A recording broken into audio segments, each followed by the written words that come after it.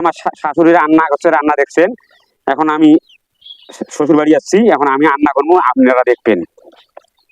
এখন মুরগির মাংস দিলাম, এখন আমি দিলাম পেঁয়াজ বাটা, তারপর বাটা, তালা, জিরা, জিরা, লবণ, তারপরে দিলাম হলদি, তেল।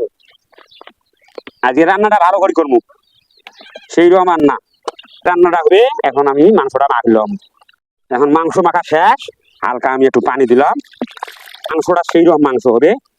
এখন মাংসটা ভালো করে দিলাম, এখন আমি কানটা বিসমিল্লাহ করি চুলের মধ্যে চড়ে দিলাম, জাল ধরে দিলাম, ঢাকি দিলে ভালো হয়। ঢাকনাটা তুলি, তুলি একটু নাড়াচাড়া দিই। মাংসের রংটা কি আর কালারটা কি দেখছেন? আমার শাশুড়ির চেয়ে আমি ভাই ভালো পাই। শ্বশুর বাড়ি আসছি, এখন তাহলে যে যাই একটু শ্বশুর বাড়ি, তা আজকের সময় একটু মুরগির মাংস নিয়ে যাচ্ছি। কারণ আমার শাশুড়ি কইলাম যে আমি আজকে মুরগিটা পাক করবো। তা এখন দিয়ে ঢাকি দেই, ঘুরে দেই, দিলাম মশলার গুঁড়া, একটু নাড়া দিয়ে দেই।